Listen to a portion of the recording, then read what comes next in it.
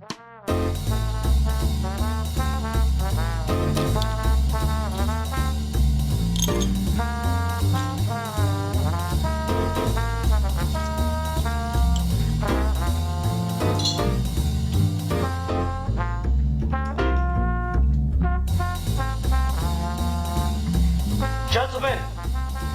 the time has come once again to discuss things.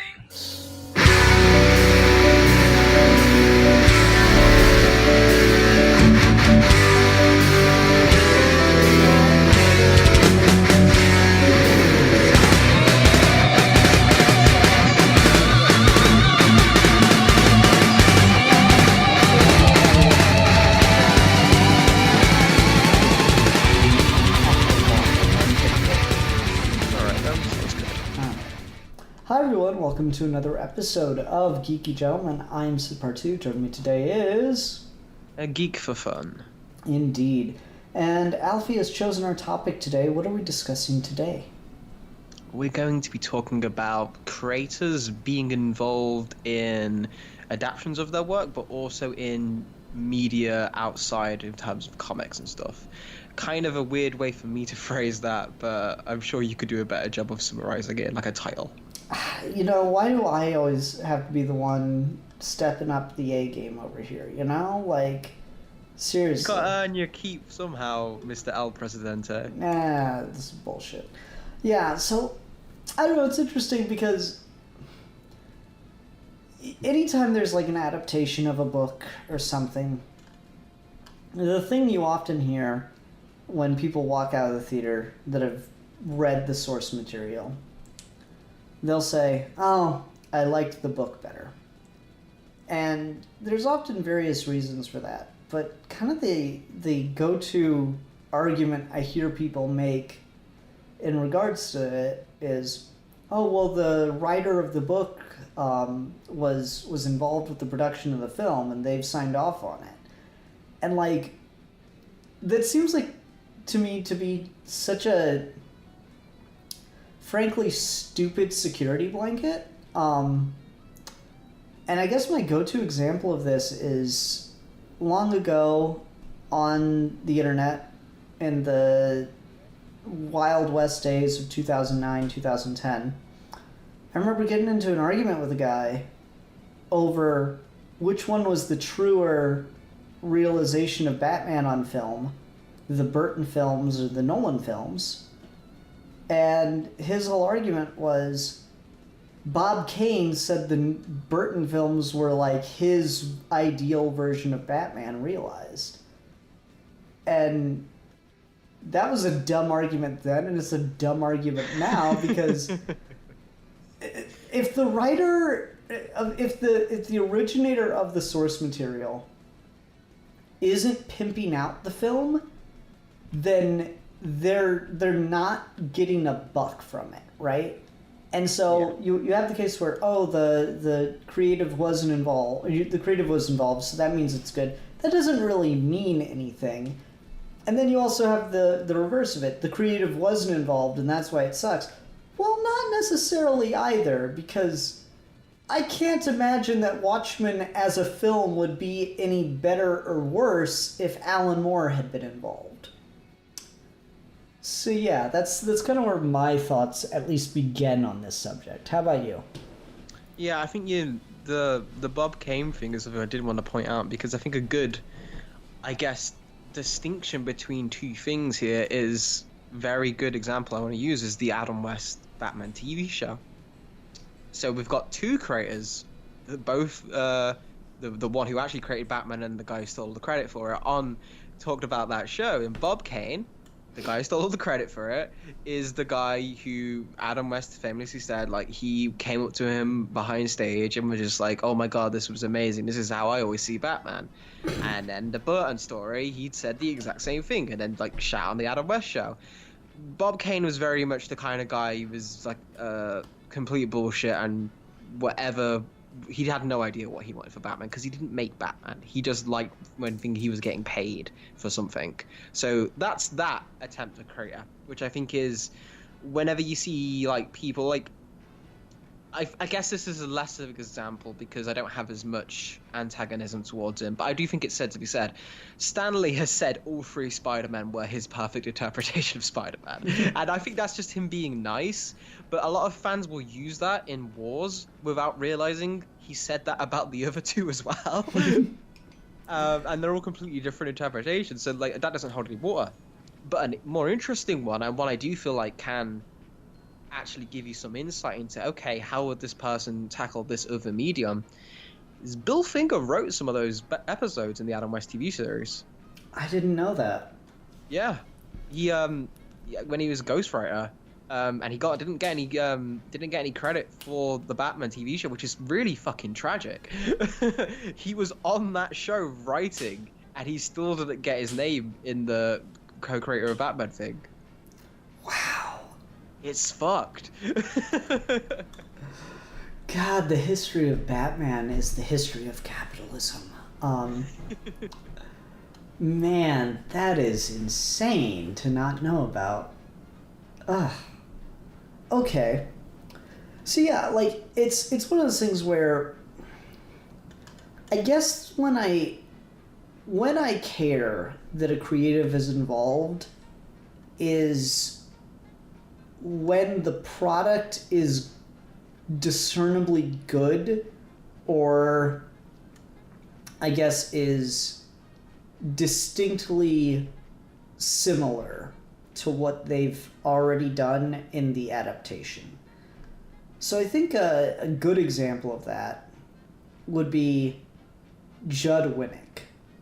You have Under the Hood, the comic book series, which brought back Jason Todd, or storyline, whatever. And then you have Under the Red Hood, the animated film, which loosely, honestly, adapts that storyline and streamlines the hell out of it. And so I care that Judd Winnick's involved with that, again, as the writer in both instances, because yeah, that's him like coming back to the material and trying to make it work better. I care less when like this person may have been involved, but like how much are they involved? How much are they actively doing? Like the Stan Lee thing.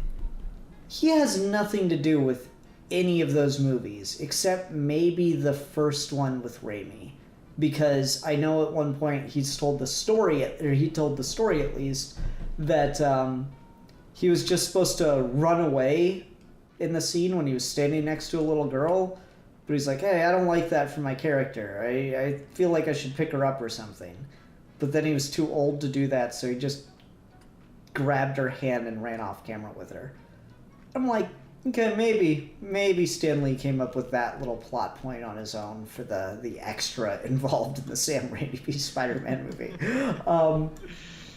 Like, I don't care that Stan Lee had what Stan Lee had to say about any of the Spider-Man movies, because they didn't consult his ass on the script. You're not going to be able to convince me they did that. Because I know Stan Lee, if they did, he would have inserted himself into it much more. Oh, yeah. And in this scene, Spider-Man saves his old friend Stan. No, 100%. He'd be like, get this J.K. Simmons bozo out of here. I'm J. Jonah Jameson. Exactly. Like, I don't care that what Stan Lee's opinion on the Spider-Man franchise is, or what his... Because he's not involved. So, when it comes to adaptations of work, I really only care if the source author or source artist, what have you, is approving of it, if they're directly involved in it, as opposed to just executive producer, whatever the fuck that means.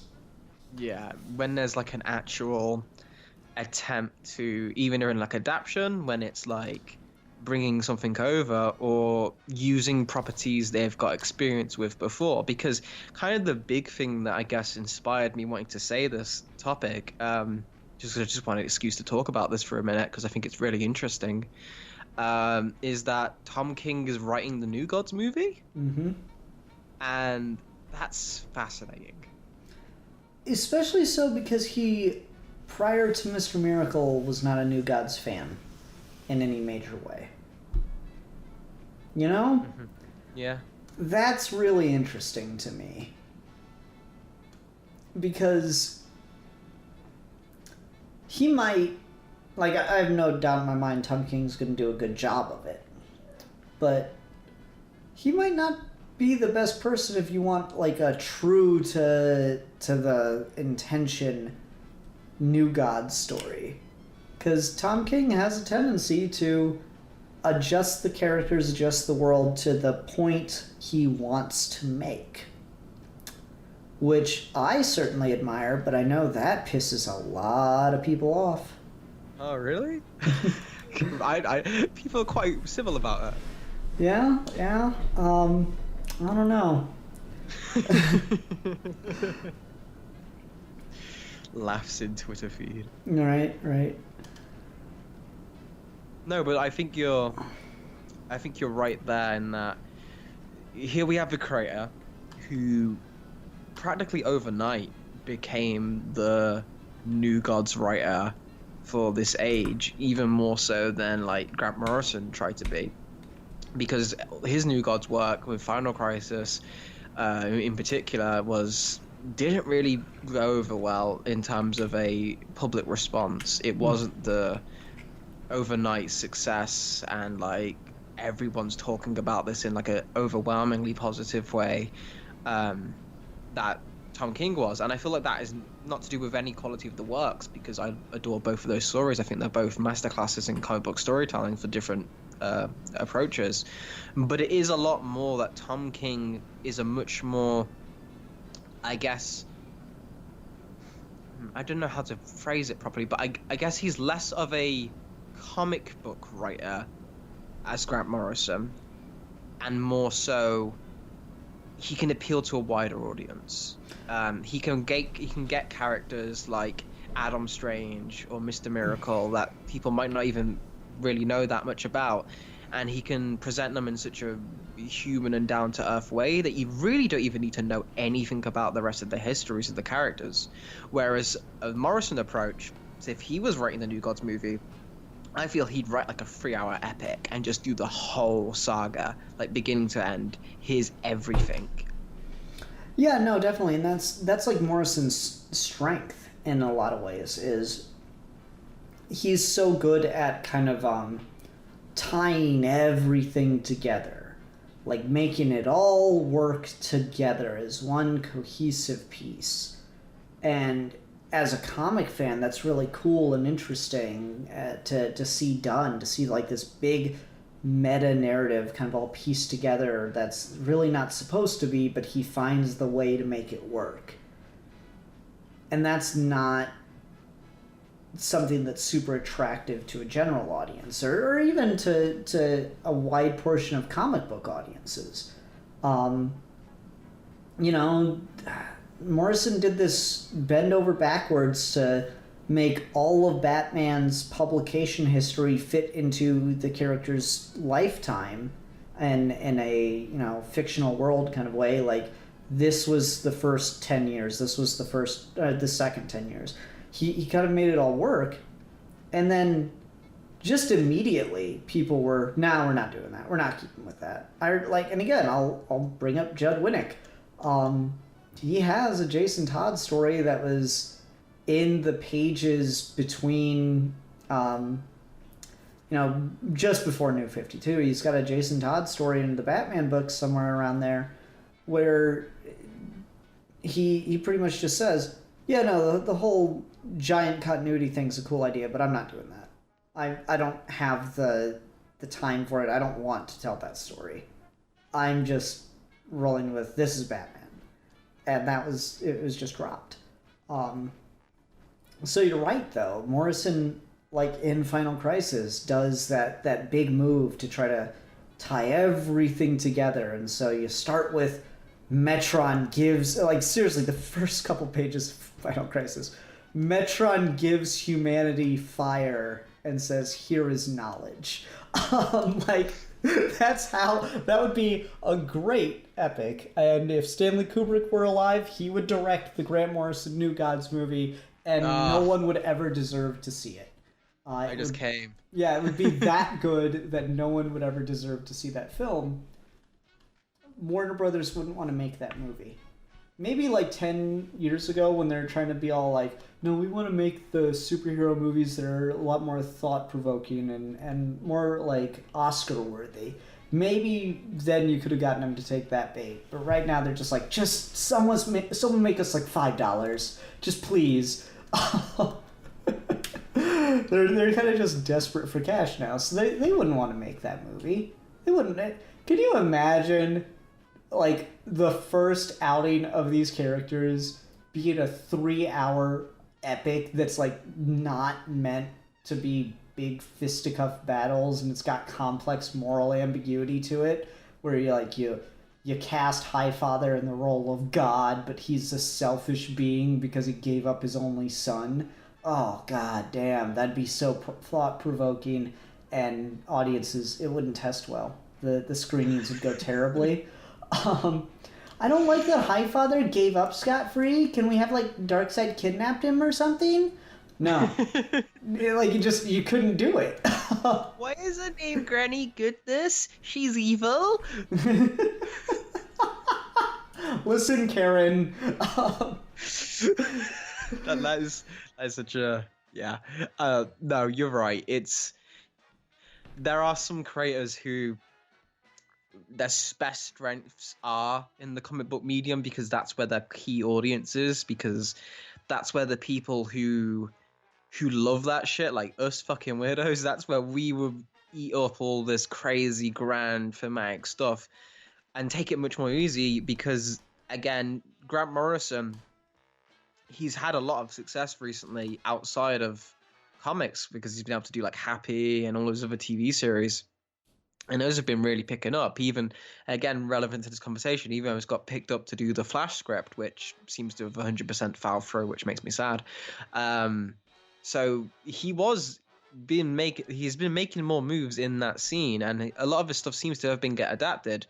But it is a lot of the tamer stuff. Something like Final Crisis, or even something like his JLA run. Even if a studio was like, okay, let's do that, they would be the highest budget superhero. They would make Endgame look like a fucking school ground pie. Yeah. Like the amount of shit you'd have to do to get the amount of actors and stuff, you had to do it properly, because Morrison isn't one of those creators who just plays with what's available. He uses the entire fucking toy box of the DC universe, and all of it's important. You can't not have this character show up. You can't not replace this one. Could you imagine a film adaptation of Rock of Ages where they go to Super World and they're just these fucking giant cosmic entities for like 15 minutes of the movie, and they don't play a part at all in the rest of the movie? And it's like, oh no, but don't worry, by the time we get to the 10th film in the franchise, then they're all going to die at the beginning. And it's like, Gret, we can't do a 10-year Justice League run. We need the movies to make money now. No, don't worry. Don't worry. If we just do it, the money will actualize. It will believe it into reality. So one of those things that I was doing, it's one of those, like, he's legit. That bit in particular, you could, this is just making me fanboy, but like, you could legit make an entire trailer for a Rock of Ages movie and all of the marketing and just make it look like it's a Justice League versus Legion of Doom movie. Mm-hmm. Don't show a speck of Darkseid. Like, not even posters, not in marketing, don't even like show the casting list. Just play it. Oh, this is the Justice League versus Legion of Doom movie. And then halfway mark, just fucking boom, Darkseid is. Like, that shit, it would never happen because you'd have to have the budget of 3 different movies to make that one film. But I guess it is just an example of, if there were unlimited resources and some comic creators could come on this, like, holy fuck. People hype up like Infinity War and like the MCU as like this grand sprawling achievement of like what Marvel's done from Iron Man to that. And I do agree. I think they've done a really great job. But it is so tame compared to the grand sprawling Marvel epic that was Jonathan Hickman. If that got adapted into the MCU as like this is a 20-film saga with him writing everything, it would be a different world once we woke up after the episode, the next 20th movie. And kind of that's interesting to think about, but like you say, it's never gonna happen. Yeah, I mean, it's disappointing because I guess that is kind of the advantage of comic books. The budget is effectively nothing when you think about it on a grand scale. Like, a big epic event book that covers 10 issues, like, as far as just that's the number of issues that it lasts, is 10 issues, costs the same to fund as if you just had that writer and that artist on these are just these 10 issues of a run. You know, Tony Daniel's done how many issues of Batman with Tom King at this point? It's the same as if you'd paid Tom King and Tony Daniel to do a 10-issue book together. And so the budget for that level of storytelling just lends itself really well to comics as opposed to film, because alright, yeah, Grant Morrison's Rock of Ages. Okay, so we need someone to play each member of the Justice League, the Injustice League, Darkseid, the alternate future Justice League, the members of Superworld. You need the Crone that Kyle Rayner ends up chasing down. You need thousands of... or I guess not thousands, because we've got CGI. But you need the budget for thousands of parademons and explosions and shit in the dark future. There's so many parts to that. Whereas in the story, it's just, okay, yeah, Howard Porter and Grant Morrison, this is just part of their run, Volume 3. It's crazy. But it'd be cool as fuck if you could get a world, and you and I have talked about this a lot lately, where it's just like, God, could you imagine if DC or Marvel just had animated series that were just doing what anime does, where they're just keeping up with the source? Oh, it'd be beautiful. And I think that's the way it should have gone a long time ago. And it, again, if they don't realize it, it should go. It's not one of those things like the movies where it is more of like a pipe dream, and like that's one of those things where you're like, oh, if this got this thing, it'd be like more accessible to a wide stream audience, and like it would change how people view these characters forever, and because they'd have more people would be aware of these kind of ideas of Grant Morrison and stuff, and like he's such a talented creator that even the general audience, they might be overwhelmed at first, but like 1 out of 5 people is going to walk away a changed person because of that kind of storytelling. And the amount of people a Justice League movie would reach, that could really help like make people view comic books differently. Stuff like that's great, but a more tangible and more real option that still has very similar results compared to just how big anime is at the moment. You just have to spend like a moment on Twitter whenever like a new episode of like the latest anime goes up, like My Hero Academia is like the latest thing, and it's like taking people by storm. Stuff like that has such a reach because generations have grown up. Like we're long past the days of Toonami now, where like it was much more of a niche thing. Now it's just, again, the youth culture, the young adults of the world are really accepting like this anime as an art form and just something to get excited about, because it shows just a different approach to adaptation than Western cartoons, where Western cartoons, like, you'll get the odd Batman the Animated Series episode which is like inspired by the Laughing Fish, or you'll get like the Red Hood movie, which is probably the closest we've got to that of like an anime adaptation, where it's like, okay, or like the Dark Knight Returns things, but even then they've made changes that anime normally doesn't. Like if it was a Japanese production of Frank Miller's Dark Knight Returns, the monologue would have been capped. Mm-hmm. I was gonna say like, what was it? New Frontier. Yeah. Yeah. But like, again, anime doesn't have a problem with, oh, this is too long. It's just like, no, here's 50 episodes. Right? Oh, shit gets nuts. And that's one of those ways where I feel like again, because you're not necessarily having to have, again, a lot of these creators we've been talking about are extremely talented and like could bring their own voice to the and like an animation script really easily.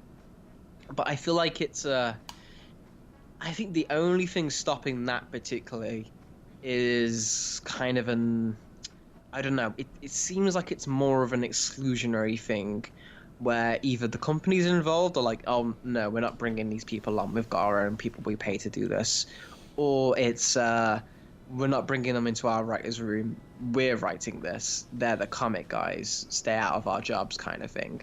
And I think that's what stops a lot of that because I remember.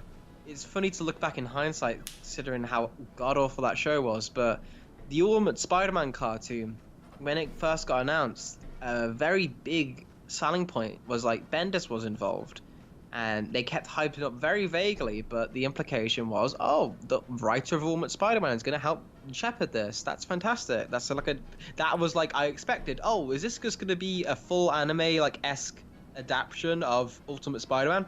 Because legit you could do that. That is kind of perfect for a TV series. It's very episodic. The scripts themselves are basically TV scripts. Bagley's art style is extremely animation friendly. That could have been fantastic. It wasn't. It was purely a supervisor role and like he was a producer on it. And I'm like, okay, great. So you just brought him on to as a marketing ploy. There was no attempt here to actually get the creator involved in the scripting process. Mm-hmm. Yeah, it's fun, isn't it? It's one of those things where studios do it all the time. It's like, and that's kind of the problem I have with, oh, this creative's involved with the thing. Yeah, because they're still alive. You know how many people in Hollywood would be happy if, like, as soon as an artist produced something, they just died on the spot?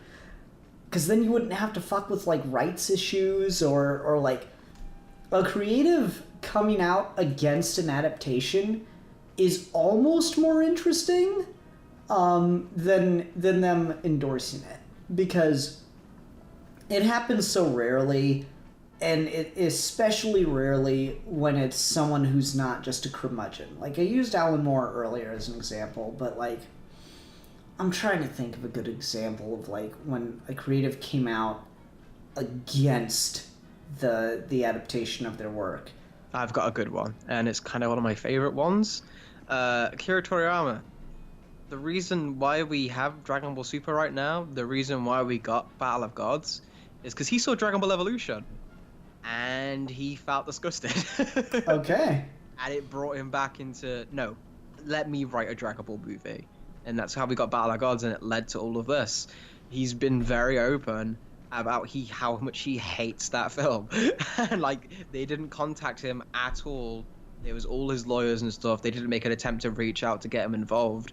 And like he was very disappointed in that because Dragon Ball is very inspired by a lot of American media and like a lot of like kung fu movies, and like he seems like the kind of guy who would have jumped on board to like, no, yeah, this is great, let me help you, because again, he doesn't even have to write the thing. He doesn't need to do that at this point. He just writes shit on napkins that gets other people to make the story. And it seems to turn out all right. What if Goat Wizard?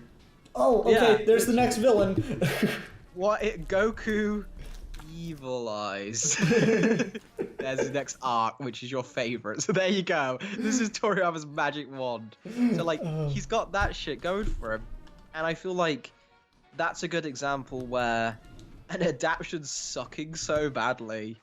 Let us get more good adaptations and like brought Dragon Ball back into the limelight. And I feel like this is a good example to use against Alan Moore, because this isn't just a case of a mangaka being like, fuck any adaptation that isn't mine. Because Toriyama likes GT. Mm-hmm. He's like, I didn't get involved in that. I did some initial character designs, but I thought they did a great job. And a lot of people have varying opinions on GT, but Toriyama is like, this is fine. Dragon Ball Evolution, though, again, for Japanese people to come out and say things are like really bad is very like rare for their culture compared to like American. So it just shows you how much that movie fucking blows. I've still never seen that movie, and I cannot think of anything. We're gonna have to do a review topic on that. I knew it the second that sentence left my mouth. I was like, oh no, why did I say that? Now he's gonna pick it. Yeah, no, like that is That's a very good example because, you know, again, when a creative comes out against something, it's hard not to just think about them just whining about it because the other person did it better. And I guess that's an example of that not being the case.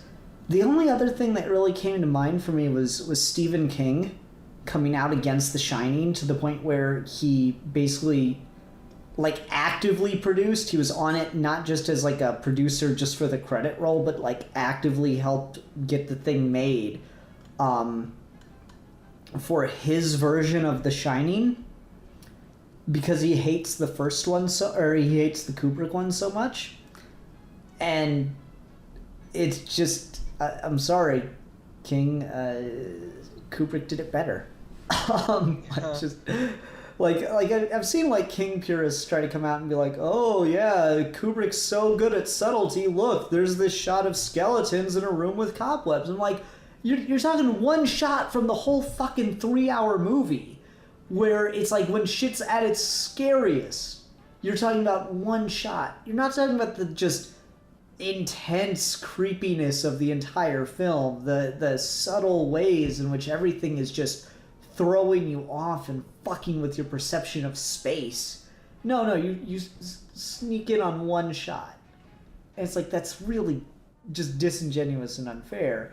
And so, like, it's funny when a creative tends to come out against adaptation, it's almost always like it seems that the studio that produced it either just fucked it up royally or just did, like, something better. It doesn't seem like there's much middle ground when someone comes out against the thing, you know? And I mean, yeah, I think that makes perfect sense because again, in that kind of industry, middle ground takes aren't worth it. Mm-hmm. There's no, you could like lose a lot of money or you could just sabotage a lot of relationships if you come out and be like, oh, this was awful, or this was like the perfect adaptation of my work, because even then, if you're going to say this is the perfect adaptation of work, then you're probably implying that your own work's worse, or you're digging it yourself, or if you say something's god awful, now you have to contest and sabotage all those relationships you had with those companies and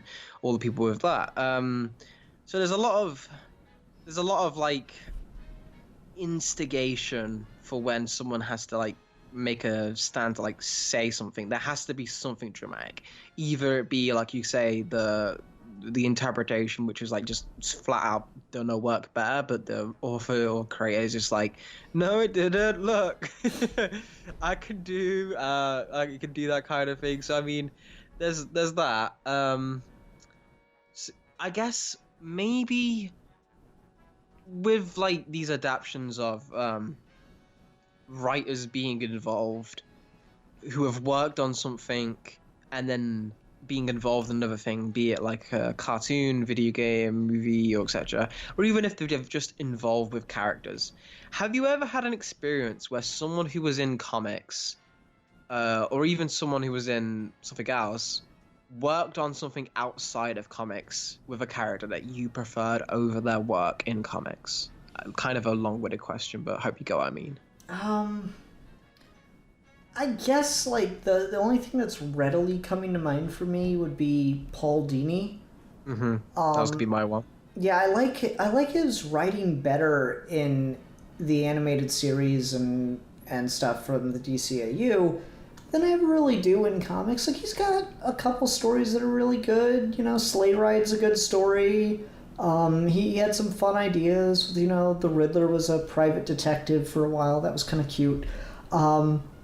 But he never really knocks anything out of the park. I mean, when Morrison and Dini teamed up to do the resurrection of Ra's al Ghul, it's the worst part of Morrison's run because it's so like forced, and Dini doesn't really play on that level with Morrison. So I prefer his work outside of comics, with a couple exceptions. I mean, Dark Knight, a true Batman story, is a really, really good graphic novel that I'd recommend. But it's also about his time working on the animated series. So it's like it's a little It's a little iffy. Yeah, so I guess Paul Dini would be one example that comes to mind.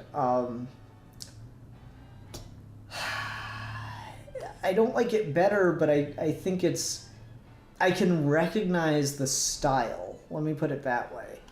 I recently finished watching the DC Universe show Titans, the first season of that. And, like, there's a whole episode that's kind of like a dream sequence thing that also just seems like it's a backdoor pilot for a Hawk and Dove series. And it's a really, really strong origin story for Hawk and Dove, and I thought it was a really cool, like, character drama-focused episode. It's a little weird in series, but I'm like, yeah, this is really good. This is, like, really character-focused stuff. Oh, yeah, it's Jeff Johns. That's why. Yep, I can recognize his style of how he does things. It's like, oh yeah, this guy's a pedophile, and that's what made our hero, and made him so violent. Yeah, okay, yep, that's a Jeff Johns move. Just make the worst kind of person. Like, sometimes, I've gotten so used to Jeff Johns doing it that sometimes I don't even notice it. Like, a while back I was doing a review of one of the volumes of Johns' Flash run with Jake Carlson. It's in the Geeky Gentleman playlist. You can go watch it. But Jake had to point out there's one issue where the turtle is the villain. Just one. And in like a panel, the turtle gives a creepy look to a little girl with a lollipop, and he has some kind of line about play with them. And I just completely missed that was obviously like the turtle's a pedophile reference. And Jake had to point it out to me. I'm like, oh yeah, you're right. That's just John's style. He just does that. Like, oh, I want to really make this person just an absolute villain. They're a pedophile. There we go. Okay. I mean, yeah, that's some stylistic choice. I could totally see that, especially you mentioned that the Titans and Jeff Johns' involvement in that, and I guess that's an interesting thing about that as well, because you're more well read in Jeff Johns' material than I am by quite a large margin. But even I can kind of sometimes see this. How do you feel about the creators moving on to take like such a, like, Jeff Johns was like super big at DC itself for a moment there, and then now he's mainly involved in like solely the adaptations and the live action stuff. Do you feel like it's good to have like a comic book guy in that position, or would you prefer like a Kevin Feige who's more like business aware, I guess? Not to slight Jeff Johns' business model or something like that, but I think they obviously came up from different worlds. It's a really loaded question, because Jeff Johns has been in that role where he's like, I don't know how much sway he has because of the internal politics is widely kept out of the public eye. But Jeff Johns has been in the role of like, I'm the DC creative guy that's like kind of, in this grandfather role over all these DC projects. But then it felt like maybe they were kind of pushing him around and like putting like Goyer and Snyder and Nolan more in favor about what they wanted as opposed to what Johns wanted. So it's like, it's hard to tell. Because in a perfect world, I'd say, yeah. Because even if you don't like Jeff Johns, he does come at it from a comic book storytelling perspective. He understands these worlds better than a lot of these auteur filmmakers will. And so we should really just kind of listen to his advice in these roles. And Kevin Feige, like, he's got good ideas, but he's a businessman, and so he's going to make questionable decisions with who he'll put on a thing and what he'll allow the different creatives involved to do. And at the same time, one has clearly failed, one has clearly succeeded. Like, I really like Thor Ragnarok, but I hear the directors say shit like, oh yeah, I read like one Thor comic said, we're not doing this. Yeah. And I'm like, well, he probably shouldn't be on the movie. And yet he made a movie that I think is the most Thor-like out of any of the Thor movies. I think that might also have to do with that script already being written, and he was brought on after the fact to just basically throw out the script, keep the plot beats, and just have all the actors improvise everything. So there was a 4. I'm very curious to see what the next one looks like, because again, this is the guy who says he doesn't give a shit about 4 comics. Now he has to make an original 4 story. I mean, I like his pitch so far. I like the idea of Valkyrie finding her queen. We'll see how it goes, but man, it's a good ass pitch. And like, to be fair, I'm not a Thor fan either. I could definitely understand saying, "Oh, well, I'm not going to do this," when reading a Thor comic. But that seriously worries me that they'd hire a guy like that. Like, just on a conceptual level, that shouldn't work. But at the same time, like 10 minutes ago, I'm sitting here going, "Yeah, sorry, Stephen King, but Stanley Kubrick did it better." And I can't help but feel like Stanley Kubrick read The Shining and was like, "Well, I'm not doing that." Like, this was the thing. It seems so out of the comic book circle, and so many comic book fans get an uproar about it. I know, I as well, a big Thor fan. Very like, and I'm not the biggest fan of Ragnarok, at least in terms of where it's taken the character. So I'll be like, "Oh, grumble, Alfie." But you're totally 100% right. Maybe sometimes these characters and these worlds maybe do benefit from not being so involved in the comic book world, because I guess it's a lot more freedom for like it's a new fresh eyes to take a look at something. Whereas like Jeff Johns, he's obviously he's had such a history with his characters. He's always been thinking about his characters and how to fix the places he works. And I think that works really well in comic continuity, because there's all this lore you can draw from. You don't have to build up the world. You just have to simply redefine the engine. It's one of those things that's like freeing about writing in like the DC universe, is you just kind of have to find the pieces that are already there and just match them together. And I think Johns is really good at that, and like create some new pieces in the mix of doing that. But when you have to make that a film, when you have to make that something that a general audience who does not give a fuck about the pieces, and you have to make them care about that kind of thing, I do kind of think the Marvel idea maybe does have more weight of just being like, okay, people maybe know some of these characters, but largely they don't give a shit. Let's just try and make them give a shit about the characters, and if there's silly stuff, we'll laugh at it. Sometimes we'll take it seriously, but we're not going to treat this as if it's the gospel. Whereas Jeff Johns is 100% looking at it as the gospel. Mm-hmm. I think that's a really fair critique of it. And I mean, in all fairness, I think there are times where it works and times where it doesn't. Times where the creative, like, interpretation of the thing without deciding to treat the works as gospel also backfires. And I think it's a longer ago example. I mean, you could probably talk about some of the X-Men movies and get there too, but it's a longer ago example to look at, the Burton and Schumacher films.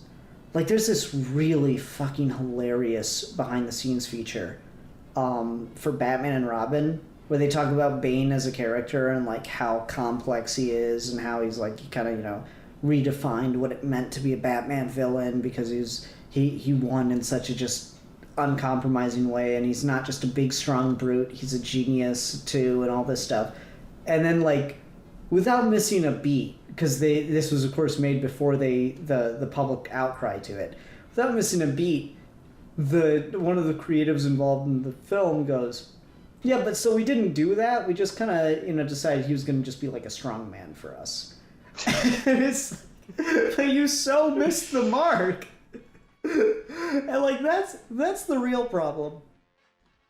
Even when you do it really, really well, even when you reinterpret something and just kind of go for what works for the story that you want to tell, as opposed to what necessarily exists for the character beforehand, there's still going to be people who complain about the fact that you changed a single thing, Like, you're the Spider-Man fan, you could go on about that for days. But I mean, everything's had to deal with it, with these changes.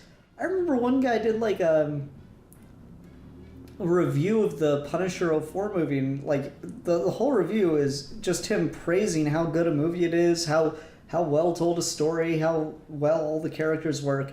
And then at the end, he gave it like a 3 out of 5 because they changed too much from the comics. And I'm like, but all the choices were good choices according to your own review. Like, what are you, what are you doing here? We're a rare and contradictory breed, but the passion's there. Right? Like, it's I don't know, it's such a weird thing to try to finagle. So people just, I don't know, maybe controversial take. Maybe fans just like to bitch. I mean, there you have it. That's pretty much all there is to that. Yeah, fans like to bitch, 100% accurate. But at the same time, I still think there is a level of, if you're gonna adapt the work that's older than you are as a creator and like has been around for and clearly has an intense fandom and like has a lore which you can draw from, and like these comic book characters are like fucking every storyteller's dream, just how much shit you can pull from and just build a story with pieces that are already there. You don't have to try that hard to just go, nah, I'm gonna do my version of it, fuck these silly shit. There is just there's something that will always like rub you the wrong way when you take a look at something like that. Whereas something that's like, I feel like that's where the difference is between how I view like the Burton films compared to the Nolan films, is they both probably have the same amount of like bare minimum, we've read some of the like most famous Batman stories and then didn't read anything else, knowledge. But Nolan is obviously coming out from a place where he's trying to actually take what's there and do his own version, but keeping like, no, there's something good here, but that I might change some things, I might do some things, but there's like the core of this is really strong and I like the core of it. Whereas Burton is more so like, I've never read a comic book in my life. I don't give a shit about Batman. I like the loner archetype. So I'm going to attach that to Bruce Wayne super hard and change his entire character a little bit just to focus on like the alienation aspect, which I mean, fair enough, but you just have to look some of those 89 interviews up. You can tell he does not give a fuck about like Batman. Like it's clearly one of those things where it was a vehicle for him to tell a story rather than an adaptation of an existing character, I guess is the good way to phrase that. No, I think you're absolutely right. It's just, and that's the trouble is, I was watching an interview with Natalie Portman and she was talking about her experience on the Black Swan film and how as an actor she was kind of, she was thinking about what she was filming and trying to comprehend what the movie was going to be like based on her scenes. Which doesn't seem like it should be impossible. She has the script and she's the main character. I feel like you have a pretty good idea at that point what the movie's going to end up kind of looking like.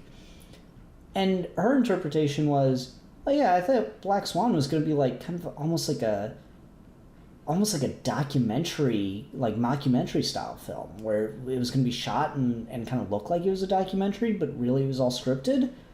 And then to find out, no, it's just a big dramatic narrative. I had no idea.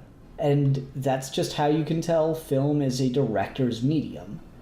And I think that there's something really interesting in that, because when we talk about films, we talk about Nolan's Batman, we talk about Kubrick's Shining, we talk about, I don't know, fucking name something. Tarantino's Pulp Fiction.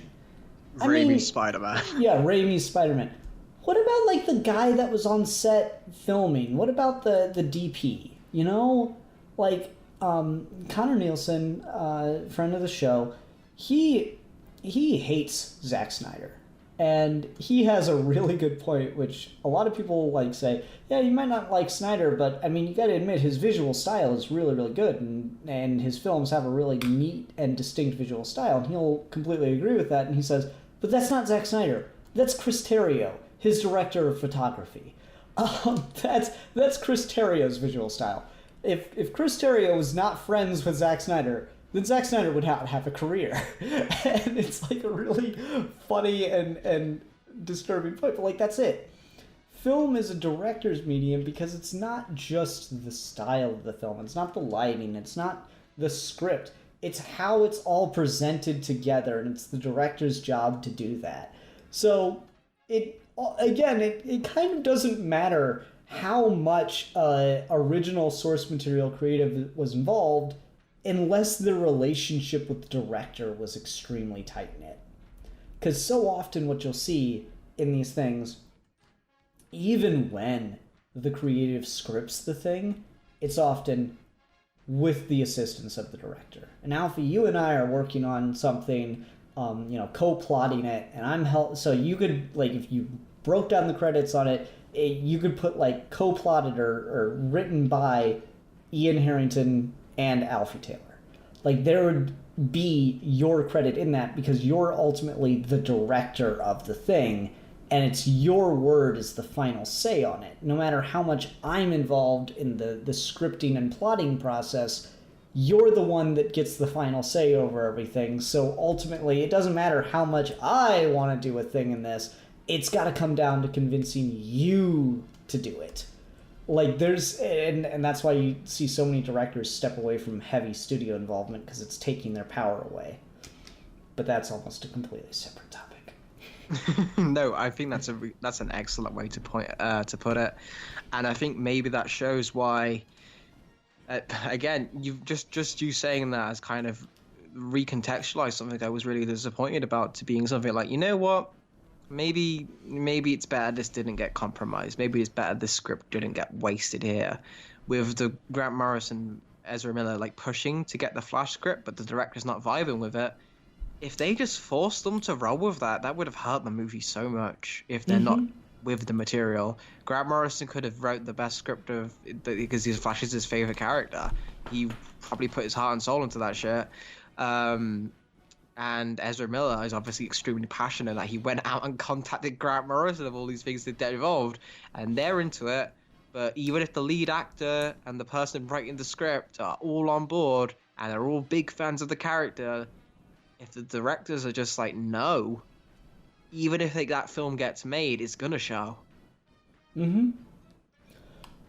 It's crazy when you see a film like, because honestly what happens at that point when you get directors leaving a project over and over again because of studio involvement and creative differences, you end up with most of the time is the project gets handed down to someone who doesn't have the authority to say no, that doesn't have the authority to do anything what their vision would be, because probably they don't have any vision for the thing. They're just doing it for the paycheck. And that's where you can tell. It's like the passion's not there, and if the director doesn't have the passion for it, I doubt you have a very good script. But if the director doesn't have the passion for it, it doesn't matter how good the script is, how good the performances are, it's gonna show in the final product, you know? You're gonna end up with something that comes off as really bland, because then the director is going to just allow things to slip by because they don't feel as attached to everything, you know? No, that's like precisely how I feel about the Ant-Man films. I don't know any about the behind-the-scenes things for that, but that's the impression I get from those. I think that's a good example. Like, I don't think they're bad films. I still make fun of Ant-Man 1 for having the flimsiest science fiction for shrinking ever.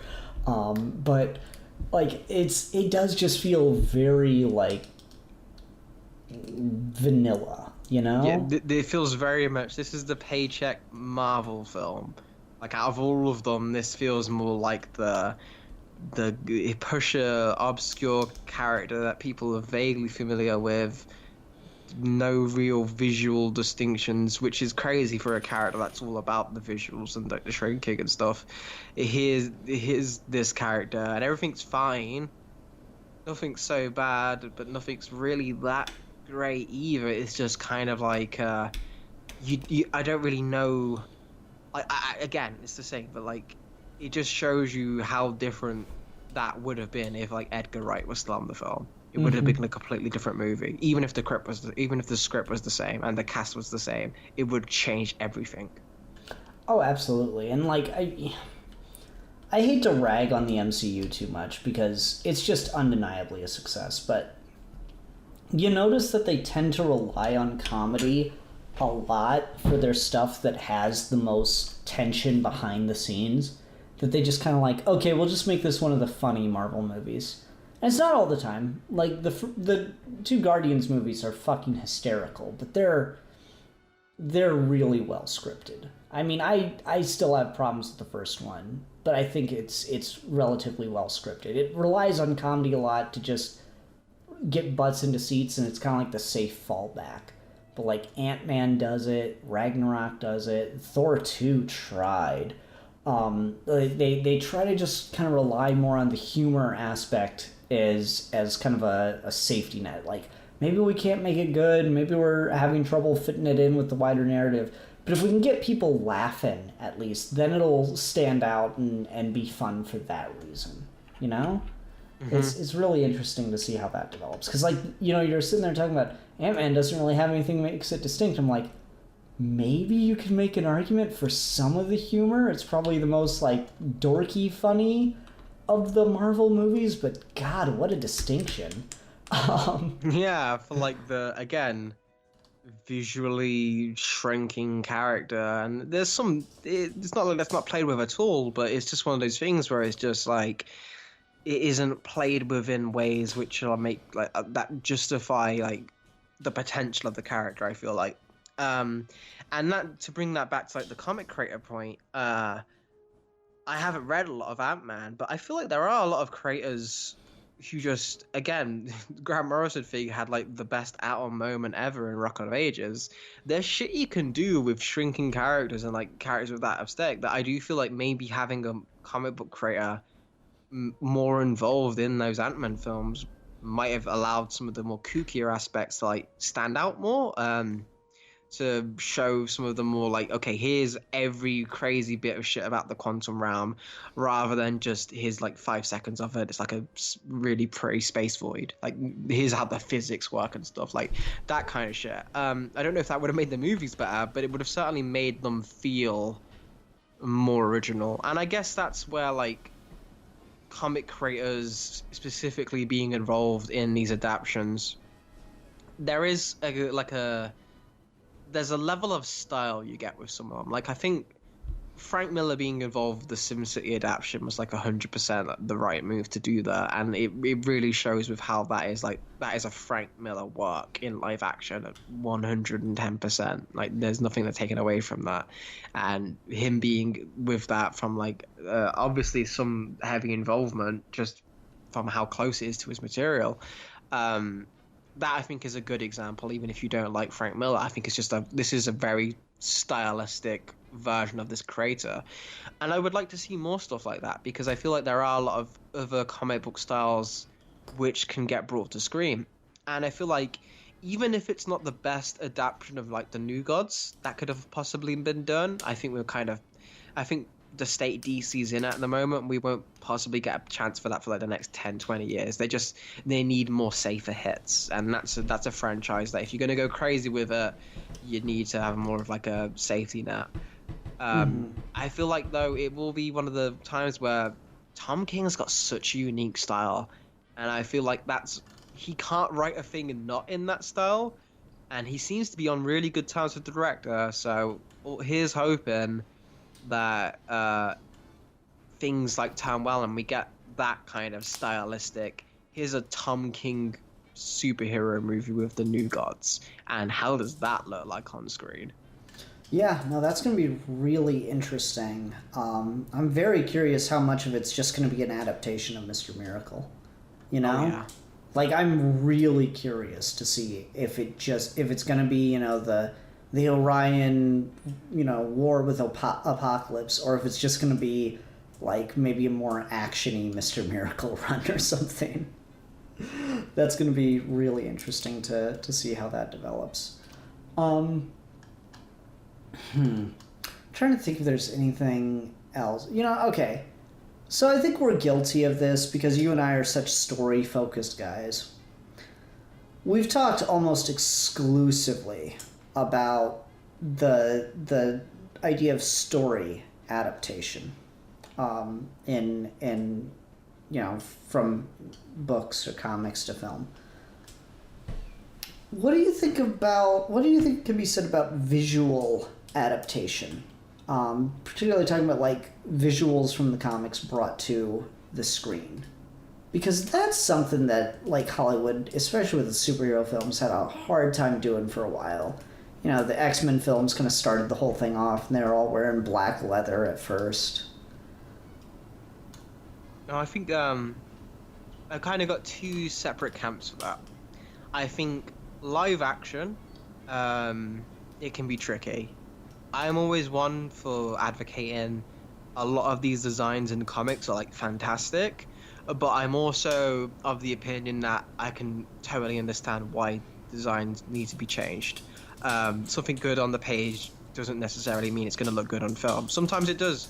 I feel like Superman, Batman, Spider-Man, and Iron Man are like, if you talk about like Christopher Reeve Superman, fucking any Spider-Man live action costume, they're all pretty fantastic. Batman in BVS and like Iron Man in all of his films, especially the first one when it's a practical suit. All of those are fantastic. Like, although this works, this looks good on screen once it's from the page. Obviously, the Richard Donner Superman was the oldest one, so like, if it had to be more modern, you'd have to throw more textures on it. But the base design is solid. Like, it still looks like it makes sense as a costume. The Flash has got one of the best superhero costumes in comics. I don't think it would necessarily translate to screen the same way, just because of how the cowl works and how like the Flash TV show has struggled a lot to get the balance between the suit and the cowl right, and it's hurt a lot. Whereas in the comics, I don't know how the fuck that works, but it does. Mm-hmm. So stuff like that, I feel like costume-wise I can sympathize, but at the same time I feel like if you're going to go the extent of like the X-Men, where you're going to take one of the most visually distinct characters in fiction and throw them all in black leather, like why are you even doing an X-Men story? Like, come on. like you've got some fucking creative idea. Like the fact that Hugh Jackman never got in the Wolverine costume is legit one of the greatest missed opportunities in comic book film. Like, what the fuck? Yeah. And I guess I was talking maybe a little more specific aside from just like costume design thing, because that's almost like ethereal, right? Like, Yeah. It's just, you know, the costume's been designed, but like subtle changes have been made throughout the years to like perfect it to exactly what it was. Because it's not like Superman's costume design wasn't exactly like that from the very beginning. You know, there's all these subtle changes made. The S became more stylized. The shield became more embossed across the chest. Like, it grew and shrunk in sizes before we got it just right. We've done different stuff with the cape. Like, all that stuff kind of like streamlined together at a certain point. I'm talking more just like very particular visual adaptations of things. Again, to Snyder/Terrio's credit, one of the things that makes those so cool about as comic book adaptations in 300 and Watchmen is directly adapting straight panels from the screen, from the book to the screen. Like, Zack Snyder gets a lot of shit for, he just turned Watchmen into this action masturbation fest that glorifies the violence. I'm like, I mean, yeah, but almost every super heavy action scene is directly like copying from the panels. He's maybe framing it poorly, you could make that argument, but he's showing what was happening on panel, and he slowed it down to really sell the fact that this is this panel of this comic on screen. And so it's like, technically, didn't you spend more time looking at it when you were reading it? It's a weird question to ask, but seriously, like, if you were to time yourself, did you read over that panel of action faster than you saw it happen on screen? I don't know. I guess that depends on how fast you read comics, but like, there's an argument to be made that did you really glorify the action, or did you just not notice it before because it's a different medium, which might be more to Alan Moore's point. Some other stuff that I think's really cool is like visual things that are carried over in an adaptation. They're like so particularly, oh no, that's this artist.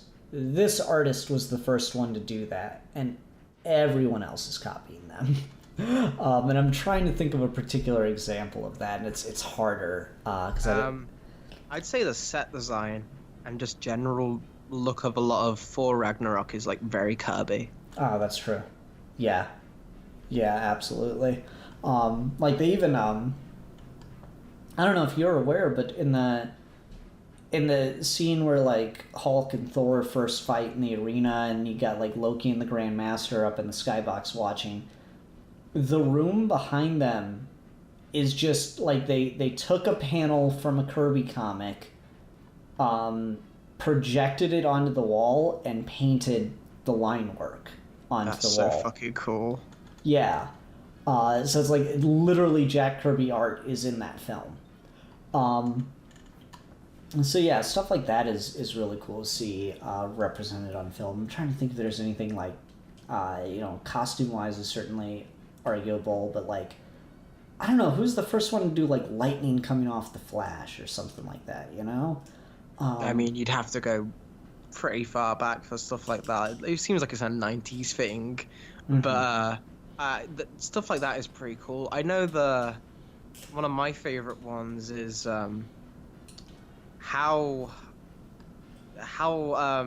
in the Amazing Spider-Man films, how Spider-Man's web like coils around it is like very McFarlane.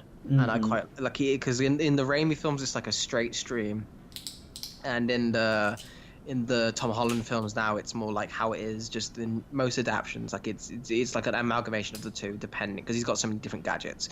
But in like the web films particularly, and like one specific shot at the end of the first Amazing film where it's like a close-up of Spider-Man like shooting at the camera, it like slows down. You can see the strands of the web doing that McFarlane coil around it, and he was the first one who did it. It used to just be like a straight stream, and I think that's really cool. And that's a good point, because everyone starts drawing Spider-Man's webs like that after McFarlane.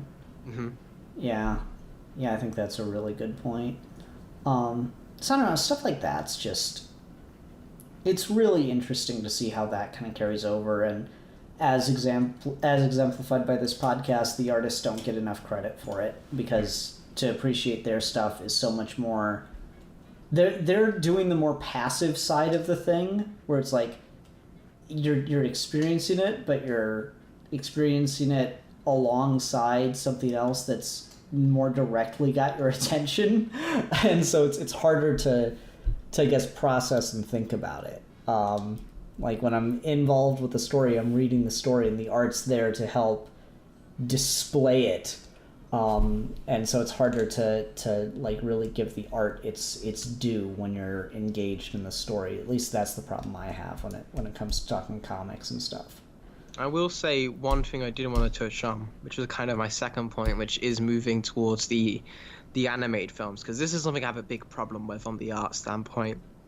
I feel every time DC has tried to do for me, this is my personal, every single time they've tried to say, oh, we're copying the artist's style here, it's always done in the most boring, flat, basic-ass way, and it really annoys me.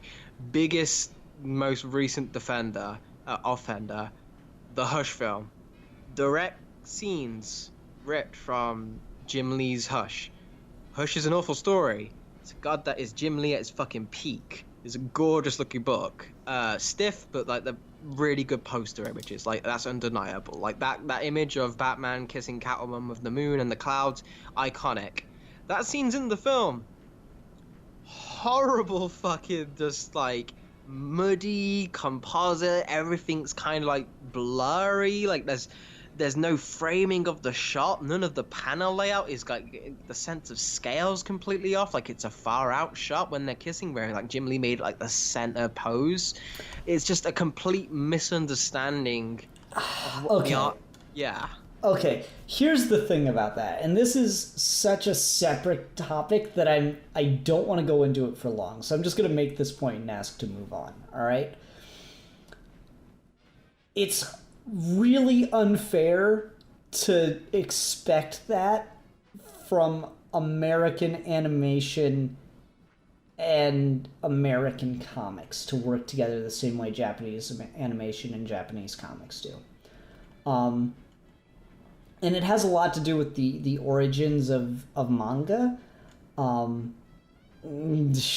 quick history lesson. All right, so like Disney, kind of one of the big pioneers in animation. It's brought overseas. The Japanese fall in love with it, and that's kind of the origin of why anime girls have big eyes.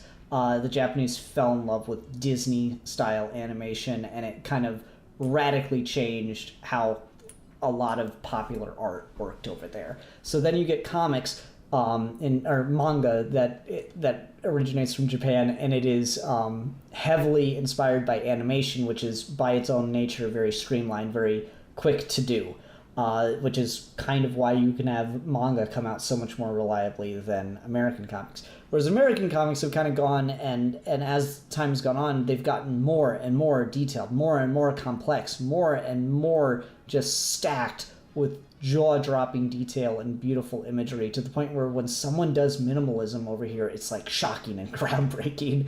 When really in Japan it'd just be like, yeah, the artist was rushing that day. So it's a lot easier to adapt iconic visuals in animation when you're adapting from manga, because the art style is already streamlined for that in a lot of ways. And the Japanese, of course, do a lot of compositing for anime.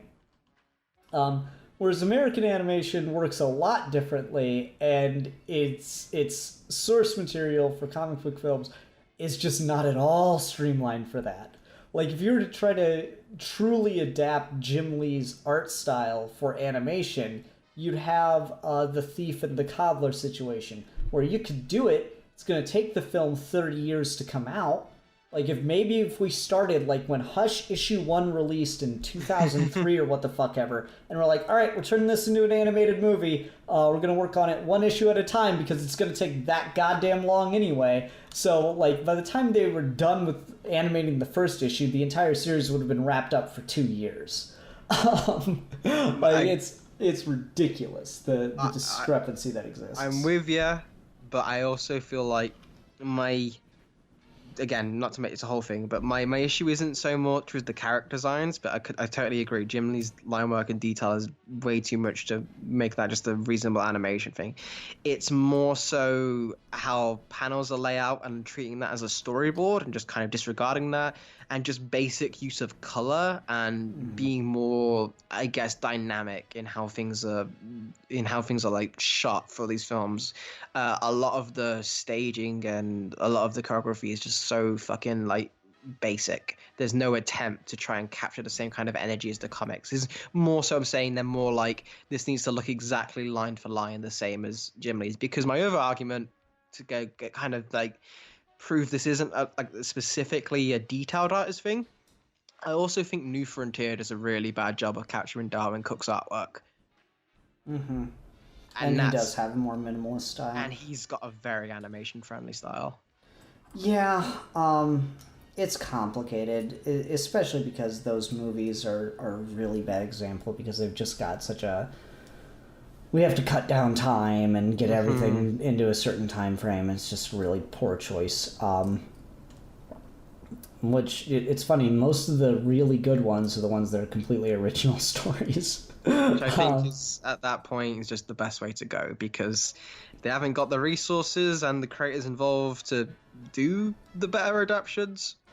You're just going to be wasting future material when you do have those resources. Yeah. I don't know. Some of them are better than others. Like, I quite like the All-Star Superman adaptation.